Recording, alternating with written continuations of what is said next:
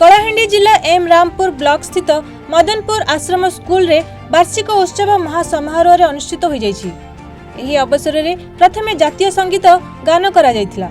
एही वार्षिक उत्सव रे मुख्य अतिथि भावे कलाहांडी जिला परिषद अध्यक्ष पुष्पेंद्र सिंह देव, अतिरिक्त जिला मंगल अधिकारी जानकी बल्लभ सामंतराय, सम्मानित अतिथि भावे मदनपुर आश्रम विद्यालय प्रधान शिक्षक शांतनु मेहर, वेदव्यास प्रधान, शत्रुजित पति, मुकेश नायक, नरोत्तम सबर, रायसिंह पात्र प्रमुख उपस्थित थिले।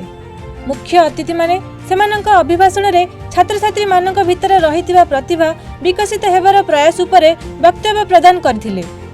तेणु छात्र छात्री माने पाठ पढ़िबा सह उत्तम चरित्र गठन करबाकू अतिथि माने परामर्श देथिले। कृति छात्र छात्री मानकू अतिथि मानक द्वारा पुरस्कार प्रदान करा जायथिला। एही उत्सव रे छात्र छात्री मानक अभिभावक और बहु संख्या रे जनसाधारण उपस्थित थिले।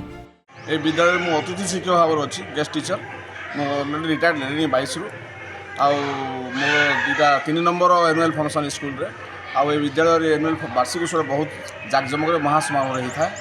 पब्लिक सहयोग करती, शिक्षक मान सब सहयोग करती, छात्र छात्री प्रचेषा बहुत सुंदर भाव रही था। और जो मैंने गेस्ट मैंने बाहर सब दूर दूरांतर गेस्ट सब आसती आउ वार्षिक उत्सव आम 10-15 दिन आगु आम प्रस्तुति होती क्रीड़ा प्रतियोगिता होता।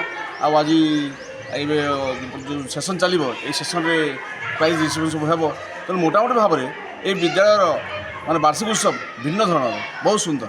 मु 2021 मसीहार प्रधान शिक्षक भाव में योगदान करी प्राय 80% काम सक्सेस होती आ 20% काम सब बाकी अच्छी एवं आमर द्रुत गति चली 60 वर्षर पुराना स्कूल को मु कार्यभार करी अति त्वरान्वित बेगर काम चले किसी नहेले भी क्रिकेट भाषा रे मु 15टी सेंचुरी मारिलेनी एवं 50टी हाफ सेंचुरी एवं समस्त आज्ञा मान सहयोग मुख्य कर जिला परिषद चेयरमैन आमर 10 किलोमीटर रे एवं तांकर जो दिग्दर्शन एवं उन्नति क्रमे एवं यही एरियार सहयोग आ समस्त शिक्षक मान सहयोग नेता मान सहयोग रे आमर विद्यालय अग्रगति पथरे चली।